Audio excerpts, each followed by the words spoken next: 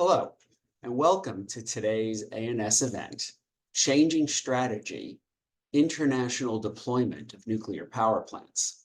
I am Seth Grae, CEO of Lightbridge Corporation and Chair of the American Nuclear Society's International Council. I will serve as the moderator for this discussion. Today's program is brought to you by the ANS Trustees of Nuclear, the Society's premier corporate membership program aimed at improving nuclear literacy in our schools, our conversations with policymakers, and our larger public discourse. To learn more, visit ans.org/trustees. I'd like to cover quick notes regarding today's event. If you have questions for the panelists, please type them into the Q&A function. The event is being recorded, and a link to the recording will be emailed to event registrants by tomorrow. Certificates of attendance are available by request. Please see the chat for contact information. And finally, we ask that all participants adhere to the ANS Code of Ethics and Respectful Behavior Policy, which can be found at ans.org. Let's get started. I'm honored to introduce our panelists, each of whom has world-class expertise. Sama Bilbao Leon is Director General of the World Nuclear Association and President of World Nuclear University. Sama has more than 20 years of diverse experience in nuclear engineering and energy policy, having worked with distinction in industry, academia, and having held high-level positions at the OECD Nuclear Energy Agency and International Atomic Energy Agency. Elina Teplinsky is the Pillsbury law firm's global energy industry leader, hydrogen practice co-leader, and is a member of the firm's international nuclear projects team. She is a trusted advisor to nuclear owner-operators, reactor and equipment suppliers, investors, architect engineering companies, and technical consulting firms on complex nuclear and hydrogen transactional and regulatory matters. Laura Hermann is the executive officer at Potentiary.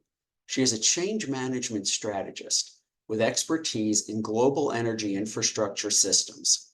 Her background in fission, fusion, and battery metals includes change management efforts related to technology adoption, and supply chain development. Sama, let's start with you, please, giving your opening remarks. Well, thank you very much, Seth. Thank you to the American Nuclear Society for giving me the opportunity to be with all of you today. It is truly a pleasure. So I do have a couple of backdrop slides. So hopefully you are seeing them right now. Yes? Good. So I just want to maybe frame a little bit my view for the discussion that we are going to have today. And I think that what we really want to emphasize is the changing nature of the outlook for nuclear, how we really need to think differently as a sector.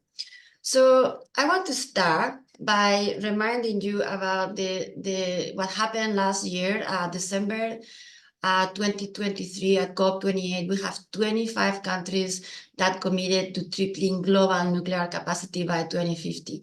So that was obviously a momentous occasion for many things, but this really was just the culmination of a couple of years of very changing points of view on nuclear.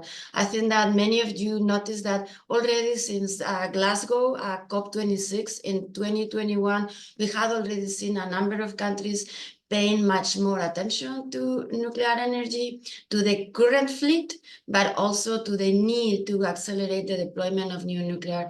And this was very clear for several reasons, and I know that we will discuss some of these.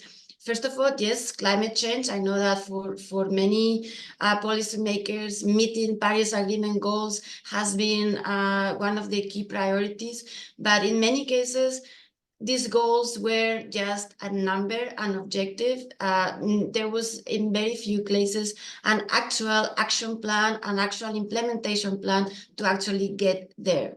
So that was one of the things that happened, that many countries realized that without nuclear, it was simply not possible to reach the Paris Agreement goals in a manner that is cost-effective, Okay, so economically achievable and also equitable. And this is something that we have seen in many countries with the energy crisis starting 2021, late 2021, and of course with the war in Ukraine and the complex geopolitics that we have today. Actually, energy poverty is a reality in many countries of the world, not just in Africa or Latin America or Southeast Asia, but in Europe, in North America. There are people today that are making decisions every day to turn on their air conditioning or to eat. Those are decisions that are actually happening. So all these things have brought nuclear energy to the forefront for many countries. And I think it's important to notice that maybe 3 years ago, very few countries would consider including the word nuclear in any statement about their future energy plans. And now in COP28, we have countries that not only wanted to talk about nuclear, but they were ready to make a very ambitious commitment of 3 times nuclear. So I know that this is a question that perhaps people will have during the webinar. Why 3 times nuclear? Well, so this is a number that we selected. This was part of our strategy for net zero nuclear. 3 times nuclear is what we have calculated, World Nuclear Association, for several years. That is the minimum nuclear needed to actually, as I said, meet net zero objectives by 2050 in a manner that is cost effective and equitable. And that means having about 25% electricity. And this is taking into account our calculations for 2023. As we will discuss today, those calculations are probably obsolete because the global energy demand is growing very quickly. So the other thing that I think is important, and I don't know, I think that this map is already obsolete. There are already countries in this map that appear as gray, like Norway, that are already in the light blue area because there is a political debate. There is interest in deploying new nuclear.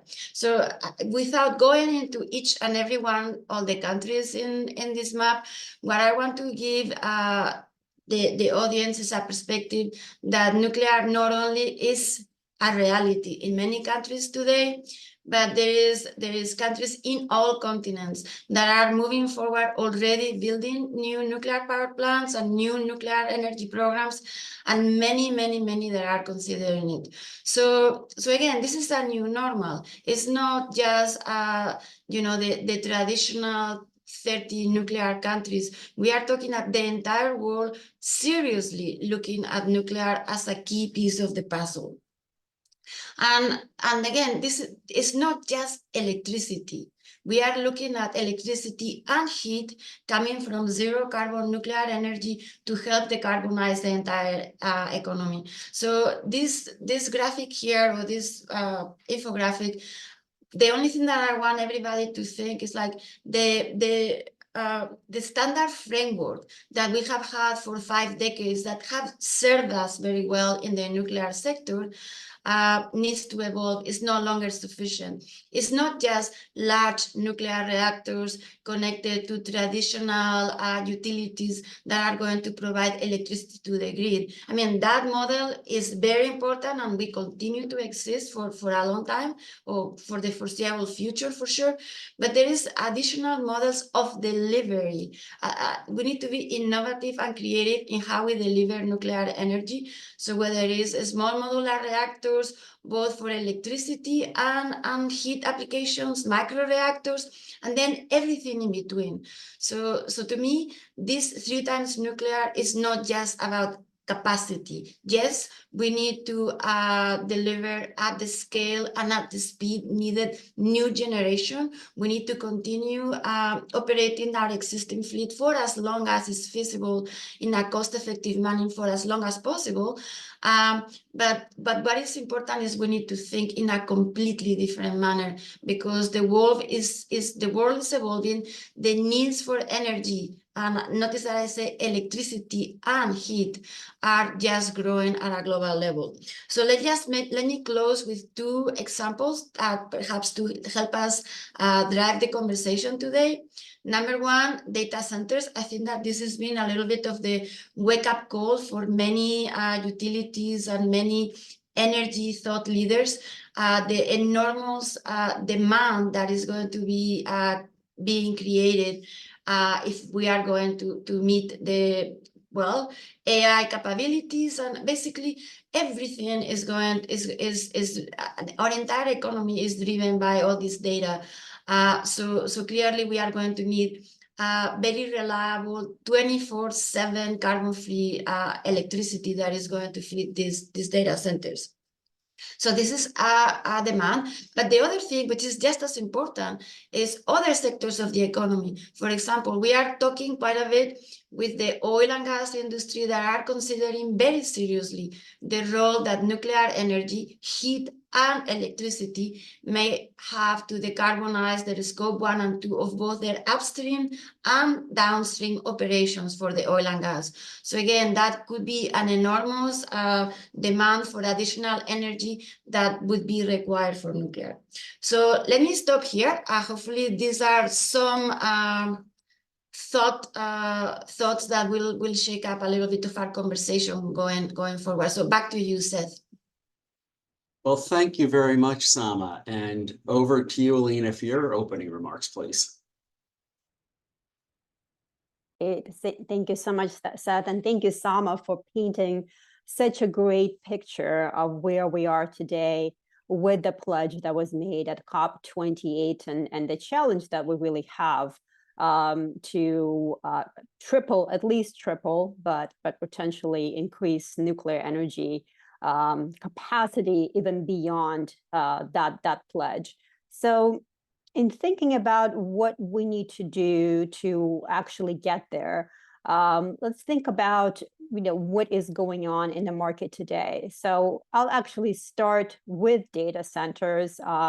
Sama set that up really well. All of the demand that everyone is talking about, right? If you read the news or you tune into a television program, all the sources are talking about this increasing energy demand. And it's important to note that this was not the case historically, at least not in North America and in Europe. Those markets had energy demand that was more or less flat for many, many years. So as Sama mentioned, the advent of AI and the decrease for data center capacity is really changing the landscape. And it's changing who is getting involved in the nuclear energy industry.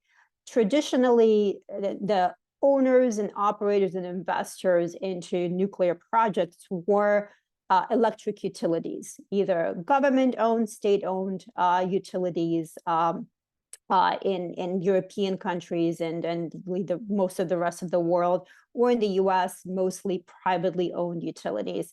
Now, because of all of this demand and the recognition is that nuclear energy is really one of the few sources that could provide clean, firm energy, both electricity and heat, we really have new players jumping in. So if we look at the high energy users, one good example, in March of this year, you had Microsoft, Google, and Nucor, not your traditional players in the nuclear energy sector, but also not companies that typically team up. One steel provider to internet service data center companies. They announced the advanced clean electricity request for information meant to stimulate the deployment of zero carbon electricity generation technologies, including advanced nuclear. And this presents really the need for these companies to pull together their demand, not just across, each one of them is really a giant, right? But you also have the demand that needs to be pulled together to really try to light a spark behind new projects, because what we've seen to date is lots of discussion about the need for new nuclear. We have now the government support with the pledges, but not so many new projects. And of course, this is very ambitious, right? The decarbonization goals of some of these companies, you've got Google, they want to reduce their scope 1, 2, and 3 emissions by 2030 by 50%. And this is probably outdated, as Sama kept saying, we're moving so fast and things are changing so fast that any prediction, any goal that's set, it's probably going to change in a month or so. Microsoft similarly very very ambitious. They want to be carbon negative, water positive, and zero waste by 2030. And they want to remove the equivalent of all of their historical emissions by 2050. So once again, very ambitious goals. But it's interesting to see that it's not just these large players, but we're going to see some new players and some other existing players jumping in. And it's also going to change where the potential for nuclear energy is going to be needed. So the European market is very interesting because you've got these, hyperscale data center consumers, Google, Microsoft, Facebook. They've been building data centers at record speeds, mostly in rural areas, but they're also leasing capacity from co-location companies in densely populated areas across Europe. And those densely populated areas typically have been London, Frankfurt, Amsterdam, and Paris. They're running out of space. So the co-location providers are actually looking to new locations. They're looking to Warsaw, to Madrid, Oslo, Zurich, even Berlin, and Milan to build new data centers to meet that capacity. So be interesting to see, as someone mentioned, you have countries that are quickly changing their energy strategy and moving closely to nuclear. So with this data center shift, also, some of these locations I mentioned are not in countries that traditionally have had nuclear. In fact, some are anti-nuclear. All of these co-located data centers are going to need huge amounts of energy, not just electricity, but they also need not just electricity for operations, but they also need electricity for cooling. That's about 15 to 20% of investment. So it's super interesting to see if some of these co-location providers will now be also customers for nuclear energy. And with that, we also have some new players jumping in. For example, there's a company called Standard Power. They're looking to provide data as a service and to build SMRs co-located with data centers, and then provide that capacity to some of these large players like Microsoft, Google, and Amazon. And to date, it's been kind of in a specific jurisdiction, for example, either US or a European country. But the interesting thing to see will be whether there'll be cross-border demand aggregation, which will really help some of the nuclear technologies. One last thing to mention in my remarks is financing. So having some of these new players jump in, maybe even stimulate the need for nuclear energy, but potentially even provide some equity. But you also need financing. And to date, nuclear projects have been financed on a case-by-case basis in a really painful manner. It takes many years for the financing to come through. The sources are very few. There's no project financing for nuclear. So there's been a huge amount of discussion about how do we really bring nuclear into the world where the nuclear projects can be financed like many other projects. So there have been calls on the World Bank and the regional development banks and infrastructure banks to change their policies.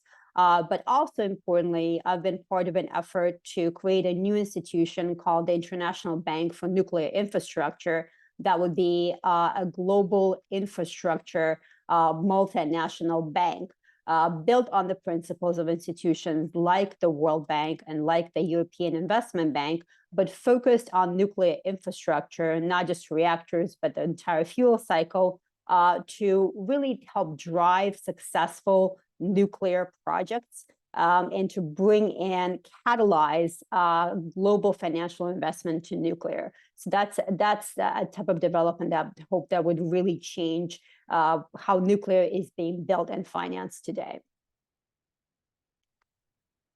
Well, thank you very much, Elina, and over to you, Laura, for your opening remarks, please. Great, thanks.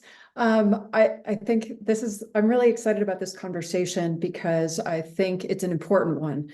And I bring a different perspective to the conversation, in part because my entree into the nuclear field was around Y2K. When I was working for the American Red Cross out of the Midwest Regional Office, we were actually preparing for a catastrophe with the surrounding nuclear power plants around Chicago in case the move from 1999 to 2000 did not work in the software at the surrounding nuclear power plants in the Chicagoland area. And you think about how much the nuclear conversation has changed. In February of 1999, Peach Bottom went offline for 7 hours as it was trying to upgrade its systems for the Y2K bug. And of course, that problem came and went without a lot of fanfare, and we forget about where we started the conversation around nuclear. And I appreciate Sama's context for the COP28 discussion and the tripling nuclear commitments have been made. And Elena's discussion of the new players in the industry, because I think that some of what I want to bring to the conversation today really deals with that nuclear adjacency. And in the 20 years that I've been working in the nuclear sphere, I want to be able to share some of the observations that I've been able to make as a nuclear advocate. And I think it's important to say up front in our remarks today that I am a nuclear advocate and I continue to be. I think that there is a lot of collective intelligence around the future of nuclear and the value of data centers, the importance of decarbonization strategies, and the role that nuclear can play in reaching net zero. At the same time, I recognize that there are some disconnects that arise with the acute distinction that we make in our industry between the science and the humanities, and that really oftentimes confuses our definitions of public-private partnership and what expectations we should be putting on those types of agreements. You know, I think ultimately it's important to recognize that smart people can sensibly disagree with the same observations. And that's an important takeaway that I hope to get into a little bit more detail as we discuss this today, because those nuclear adjacent communities that are starting to come around to nuclear as a solution, as part of the solution set, don't necessarily put nuclear at the forefront of their business strategies. And that's an important aspect. And I've seen this play out firsthand in my relationship with the Conference of Parties. I started working on some of the COP negotiations in about 2005, which was the 10th Conference of Parties that took place in Argentina. And ANS members, Reggie Vachon and Don Schutz at the time, recruited me in to help them draft documents to really start to articulate nuclear's role in the climate discussion. And as that evolved, I had additional opportunities to see that start to play out, to work in the United Arab Emirates and see how new nuclear programs could evolve from a blank page to a fully operational fleet of plants, and recognize that as the United Nations and the international community has continued to grapple with the goals set out by the Conference of Parties and the importance of having international collaboration on climate change issues, nuclear has found its way into those conversations. And I think it's important to recognize what we need to do to stay a relevant part of those conversations. Sometimes when all you have is a hammer, everything looks like a nail. And I think that the old adage kind of applies to a nuclear sort of hive mind. When we benefit from our collective intelligence and we see these trends emerge, but we also develop some uncritical conformity when it comes to nuclear advocacy. And I think it's important to start to look at what's evolved in the international discussions around climate change and net zero goals and the American dream of this pursuit of wealth that we have with the startup community and nuclear, and how these things sort of misalign for different audiences and send mixed messages that can take us off our goal in terms of getting the social license we need to be able to really drive sustainable commitments to nuclear deployment programs. And I think that we have a lot of opportunity to really start to look at what it looks like to have these types of models where we can have open discussions and start to look at the common goals. You know, the United Nations Sustainable Development Goals were not agreed to internationally until 2015.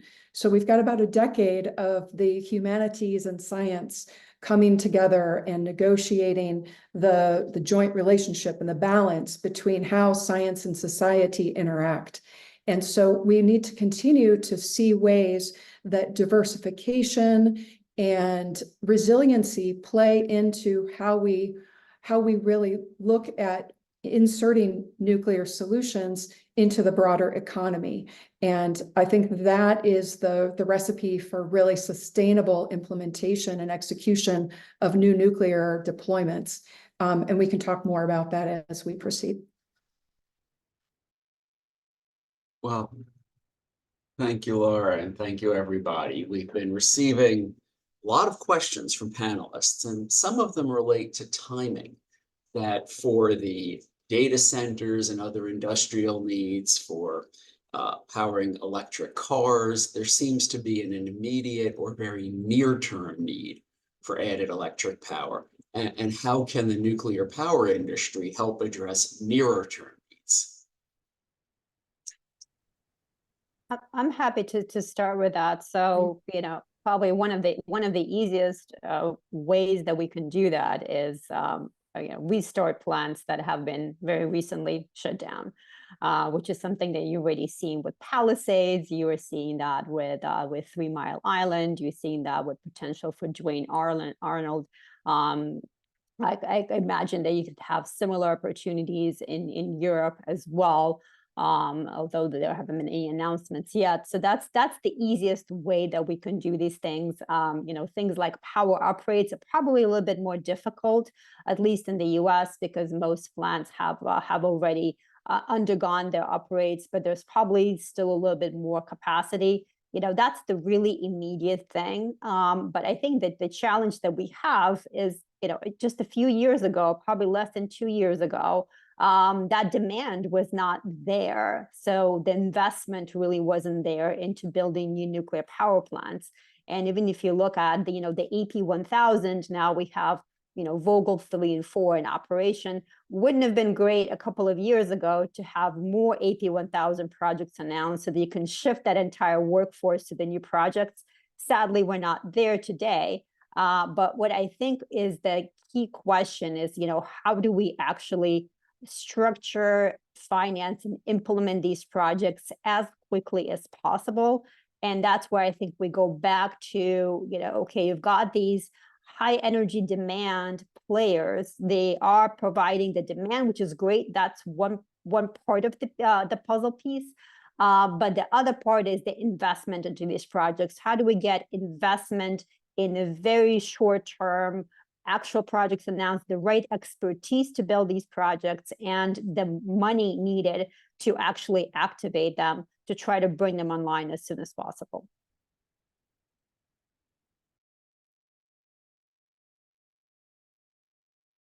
Seth, I think you're on mute. There are several questions about efforts to streamline the licensing process in countries that deploy nuclear power plants and potential customer countries as well. Yeah, so I thank you, Seth. I just wanted to maybe follow up to what Elina said and talk specifically about the streamlining of the licensing process. So I think that this urgency that the question mentioned, that we really need to deploy clean energy very, very quickly. We have 2, 3, 5, 6 years to meet this need. So this is a challenge for nuclear, of course, but it's not only a challenge for nuclear. So let me just say that it is right now very difficult to deploy at the speed and at the scale needed any kind of carbon-free energy for many reasons. I mean, so as you know, I mean, the obvious locations are not there. The connection with the grid is needed, so we need to expand the grid. I mean, so this is a huge challenge that is not only a challenge for nuclear. So I think that in addition to all the things that Elina mentioned, it is, as you said, the licensing. I think that we as a sector need to streamline as quickly as possible how we license, how we regulate, how we plan to deploy these projects, so we can move as quickly as possible from the first of a kind to the nth of a kind. So if you look at the examples, particularly in Europe and in North America, basically we keep doing first of a kinds, right? So, and this is why they all tend to not be as cost effective and as timely as we would all like them to be. While we see other parts of the world, I mean, China is a very big example, or Korea, UAE, etc. So we are seeing how they have moved very quickly or quickly enough to an nth of a kind, doing essentially what Elina mentioned. So now they are taking the infrastructure, the capabilities, the workforce from one project to the other, as opposed to find themselves starting from scratch every time, as we seem to be doing in other parts of the world. So I think that we have seen a lot of collaboration. The regulators have understood very quickly that they can no longer, they cannot be a bottleneck in these expectations that we have for nuclear. And we are seeing this in many countries. I mean, the US NRC has been very proactive. The Canadian Nuclear Safety Commission has been very proactive. And also in many countries in Europe, we are seeing regulators that are looking at optimizing how they work themselves and how they work with others. Frankly, I will say that right now, it is the industry ourselves who really need to catch up with the work that the regulators are doing. I think that we as an industry still have much work to do to actually provide standardized plans to be reviewed by the regulators, so they can actually do a very efficient job, and in fact they can be deployable easily in many countries. So what I'm trying to say here is regulators have much work to do, but they are already working in that direction with the regulators themselves. Laura? I want to add to what Sama has described in terms of the industry sort of catching up and offer a different perspective. So in the last 5 or 6 years, I've spent an increasing amount of time in Europe, outside of Washington, D.C. And I think it's really important with the relationships that I've built with the private equity interests based in Zurich, which reflect investors across the whole of Europe. There's a false frame when we talk about regulation from within the nuclear industry versus how outsiders understand our discussion around regulation. And I think that's true for time frame as well, because we think we as the nuclear industry somehow need to overcome our licensing issues or our time frame and offer something faster or streamlined, when in reality investors don't often believe that's possible and would rather hear how we are going to stay relevant on a longer time frame and how we are going to take advantage of a long history of successful international regulation and licensing. The nuclear industry has some really standout examples that are actually oftentimes looked at as examples for other clean energy technologies. And we sort of focus, because we're inside the industry and we know what we know, we're not necessarily looking at the broad strokes that investors are interested in seeing come to fruition. And so we miss some opportunities to have more meaningful conversation with those nuclear adjacent audiences by sort of getting out of the weeds and listening more to what sort of models other industries are trying to develop, where we have success stories to share.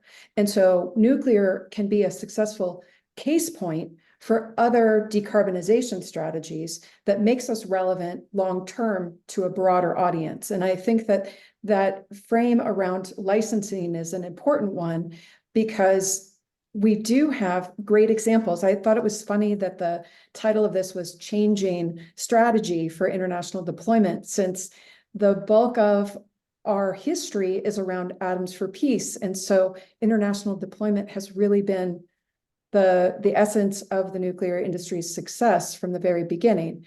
And I don't want to forget that or lose sight of it as we look at some of the near-term drivers that are top of mind because they're on the cover of magazines and whatnot. Mhm. So we have 27 questions. I'm not mentioning the names of the questioners, but I'll mention one. We have some comments sent in from the office of Congressman Byron Donalds, has been one of the leaders in really a bipartisan effort supporting nuclear power in the United States, really one of the most bipartisan areas that we've seen. In particular, Congressman Donalds has sent in a series of letters over the weekend supporting U.S. government agencies in efforts to finance the expansion of the nuclear power industry. Is this something you're seeing globally as well? Sort of a nonpartisan or bipartisan general growing support for nuclear power? Well, in our experience, yes. I think that not everywhere, but in many countries, we are seeing that nuclear is becoming outside of the political conversation. It's not if you are from this side of the political spectrum, you like nuclear, and if you are in the other side, you don't like it. I mean, so I think in many countries, what is happening is, as I said at the beginning, their policymakers, their decision makers, the public, the average person, they actually have gotten their calculators and they've done a little bit of math, and they've realized that things do not really work cost effectively without nuclear.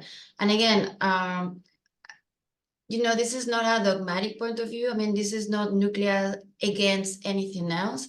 It is nuclear in addition to everything else. So we've seen this in many countries in Europe, and we see also, if you do look at the polling, if you look at the opinion polls in many countries, you see acceptance of nuclear above 70-80% in some countries, which is well, quite significant, and I think that is very important. I mean, I think that the fact that we are seeing this pragmatism in energy policy in many countries in the world, I think is very important, and hopefully, and I believe that's what it needs to be, right? Because we know that energy is a long-term infrastructure, whether it's nuclear or anything else. We cannot make decisions in 4-year periods or 6 or whatever the election time may be in the country. This is a 20-year decision, it's a 40-year decision. Yeah, I think the UK is a really good example, right, with the recent election and Labour, taking over from the Tories, after a very long time. The discussion wasn't, are we going to lose some of this great support that we've had for nuclear? The discussion was, is Labour going to be even more supportive of nuclear than the previous governments? And I think that's a great example of that. But also, I think we see green parties across Europe become a little more open to nuclear. In fact, in Finland, the Green Party is leading the charge on nuclear. I think in Sweden, you see the Green Party becoming a lot more open to nuclear. Of course, you do still have some green parties in a number of countries that are vehemently opposed to nuclear, and there'll always be those elements.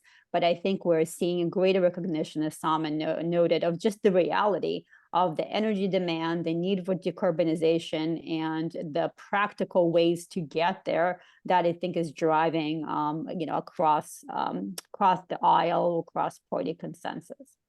Yeah, and I think that what is key to maintaining that support when things actually where money starts to flow and commitments start to be made. It's easy to be supportive when their stakes are very low and there's nothing really to lose. We can say that we support it.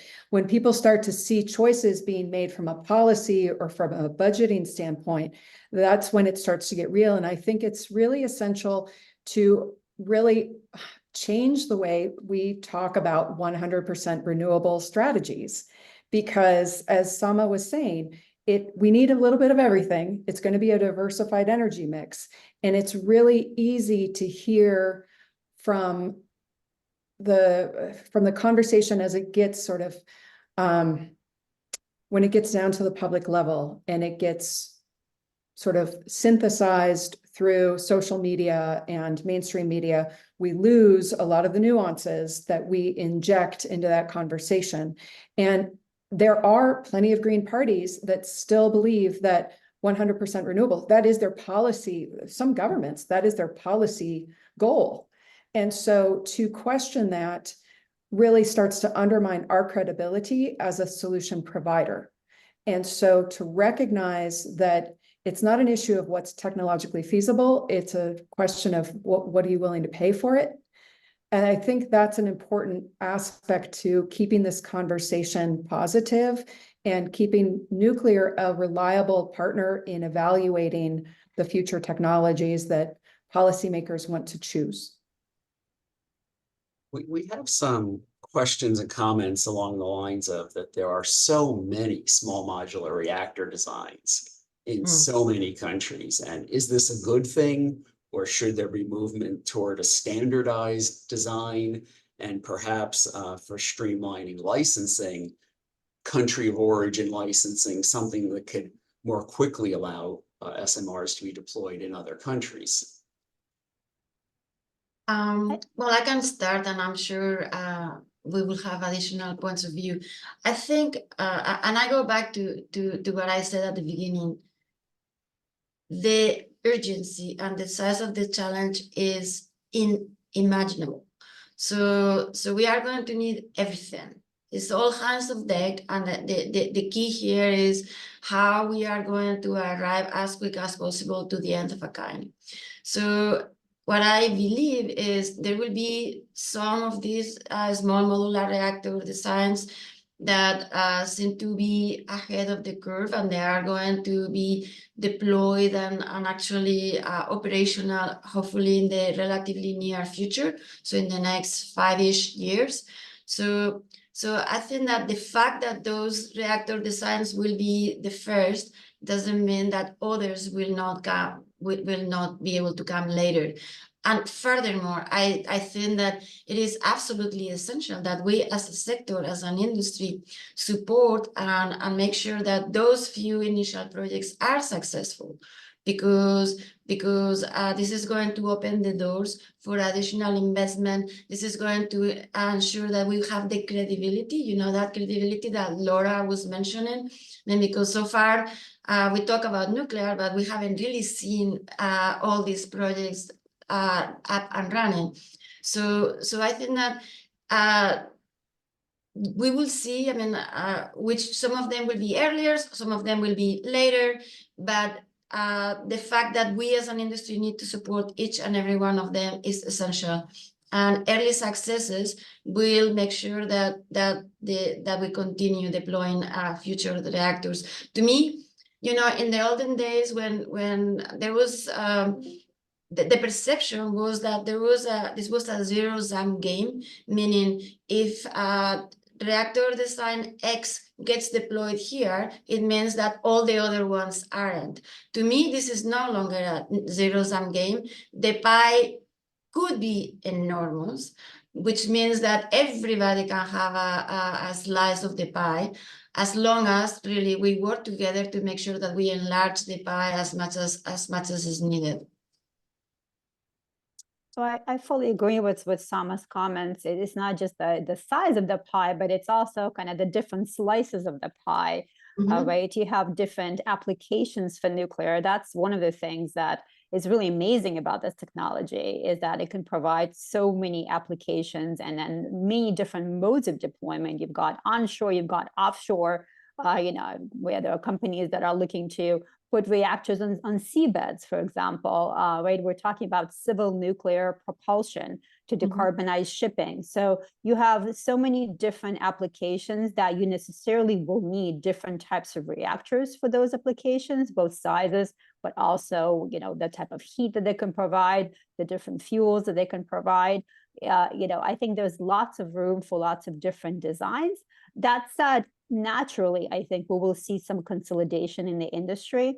And I do think we have to kind of prepare those outside the industry that there will be some consolidation. We're probably not going to have 100 different designs deployed.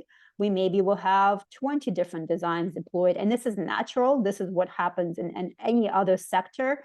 There is a little bit of an issue, I think, with our sector when one project fails or when one consolidation happens. There are announcements of this is the death of nuclear, and I think from kind of a public perception standpoint, we have to figure out how to prepare the public for that this is natural and it's going to happen.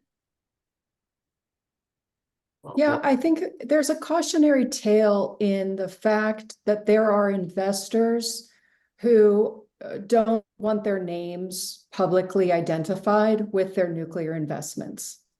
And I think that we should pay attention to that and understand why. Why are high net worth individuals commissioning independent studies so that they can learn about the state of the startup culture and the future of nuclear without making themselves known to the industry? And there are a few reasons for that from my experience with them. One, they don't see pitch decks that answer realistic questions that they have. As we talked earlier about timelines and about licensing, there's a focus on that they understand these are issues, and they would rather say, okay, what can we realistically do in the 2030s or 2040s? Give me a long-term horizon that is more realistic, perhaps, and then I'm willing to have this conversation.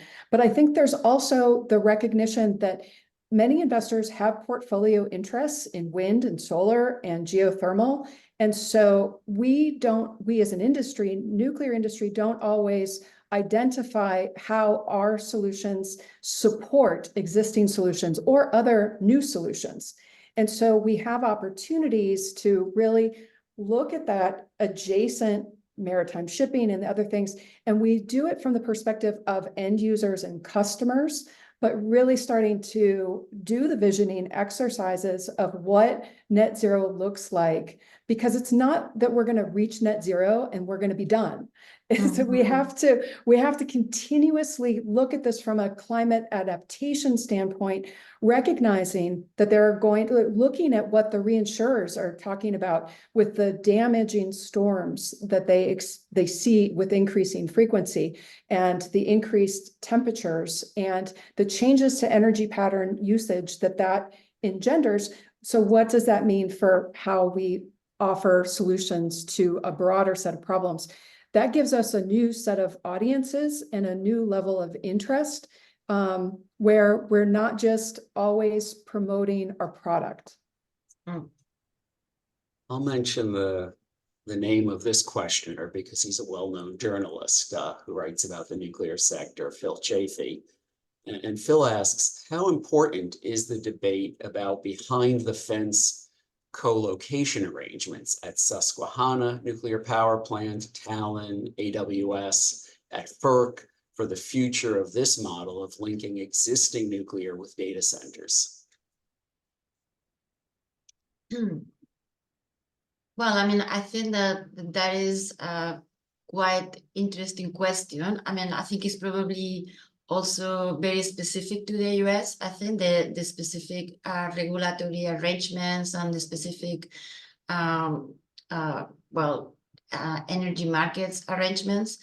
But as we said, I mean, I do think that the demand for energy centers will be important for the growth of nuclear, but I don't think it's the only thing that is going to drive the demand.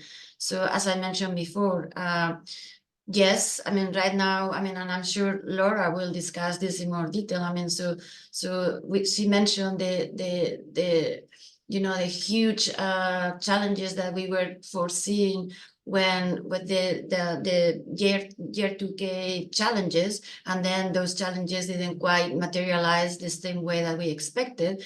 So perhaps there will be new innovations that will actually not make such a huge demand necessary for data centers. I don't know. I mean, but the bottom line is that there is many other pieces of the economy that are also going to need nuclear energy, not just nuclear electricity. So I think that, and this brings me back to what I mentioned at the very beginning.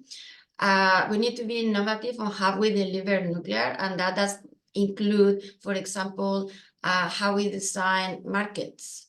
And I mean energy markets, not just electricity markets, because we are going to see a lot of coupling between electricity and perhaps hydrogen or heat or mobility. I mean, so we are already seeing how my electric vehicle is going to take back from the grid and put back. I mean, so it's going. I mean, the concept of the prosumer, etc. All those things are going to make electricity and energy markets much more interesting, and I think that all those things are going to have an impact on what is the role of nuclear and how we value and price the attributes of the energy that nuclear energy can put out in the different markets. So yeah, long story short, I think that we don't know because we really have no vision of what the future will look like with all these energy products.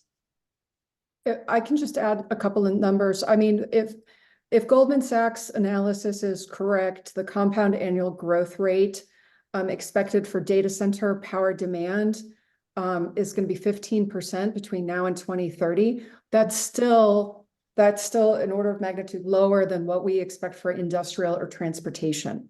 So if you think about like the panacea that people portray that data center demand is going to be for nuclear power, even Goldman Sachs and their reports they explicitly don't include nuclear because their models time out. The data center demand growth is going to happen between now and 2030. That's not to say that the nuclear power won't have a role to play in decarbonizing the use of artificial intelligence and data centers overall.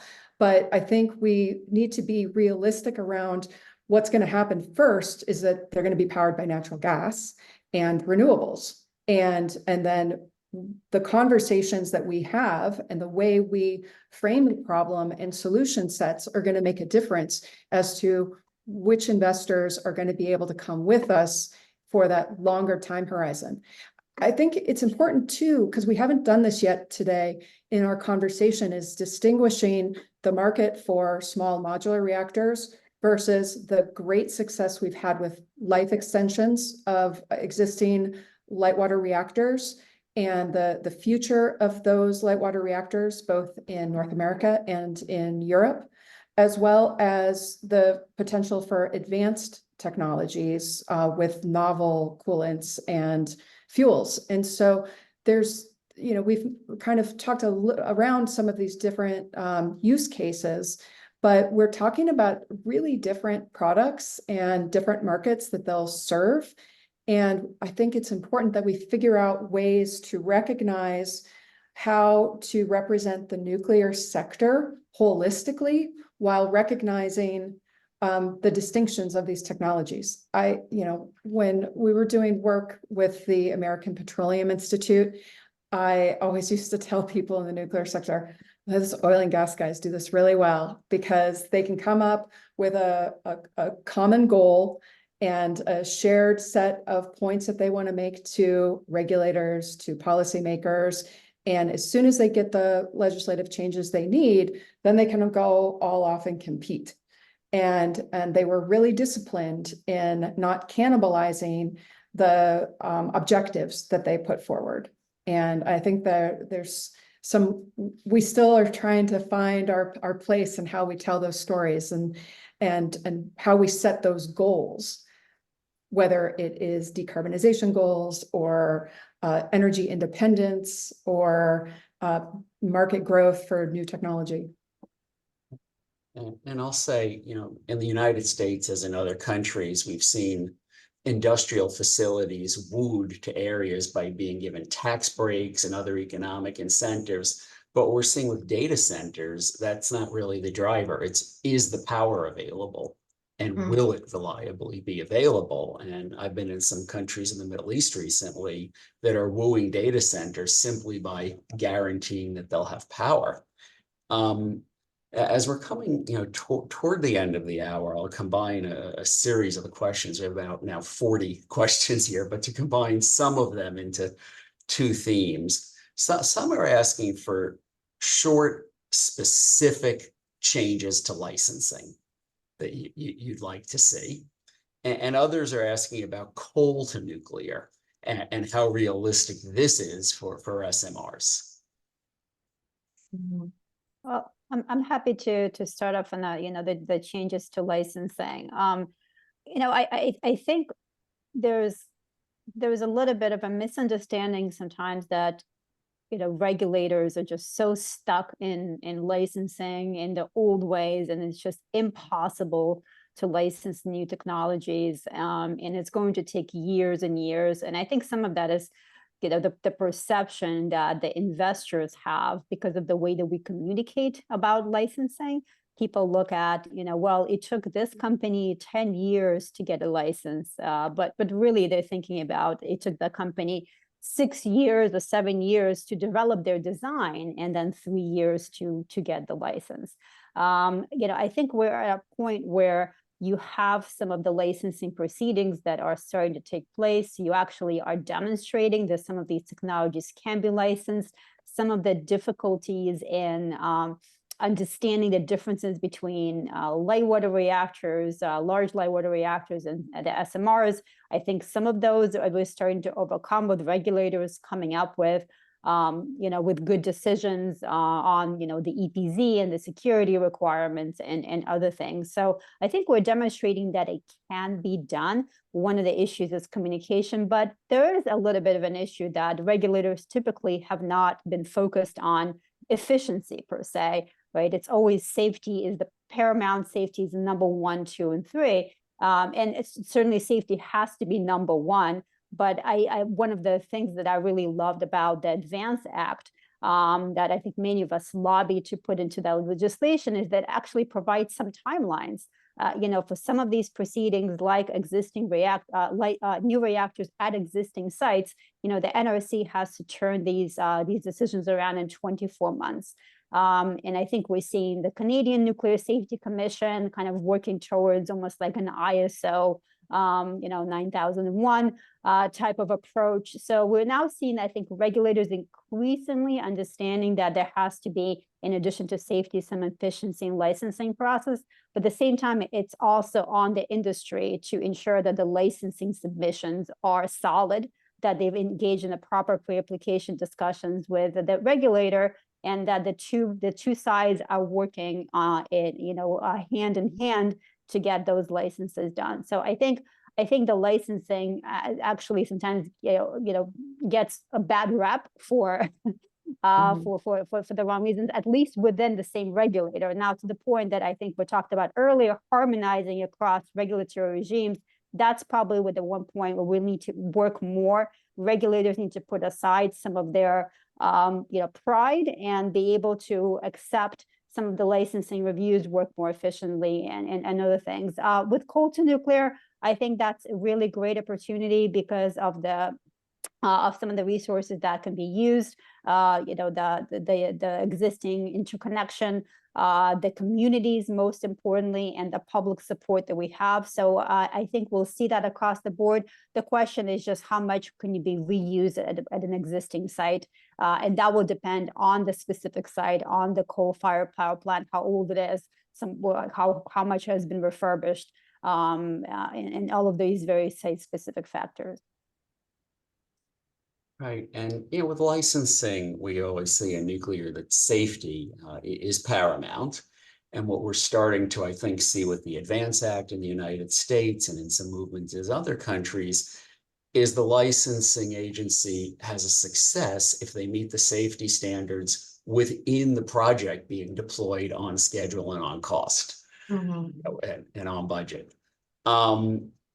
I'm going to just read the last question that was sent in over 40 total that we have, just because it's forward-looking and upward-looking. It's from a professor. What about nuclear energy jumping into the sky? I mean, projects of boosting spacecraft with nuclear energy. If anyone just wants to have a quick reply to that.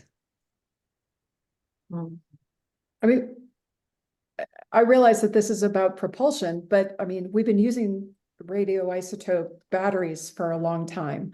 So I think there's a huge opportunity to help people understand the real potential of nuclear, because it's not potential. It's been a part of so much of the scientific and social advancement of the last 70 years. And I think that is something that is coming into focus and that we have an opportunity to talk more about, but also recognizing that we need to listen and see what other types of opportunities are evolving.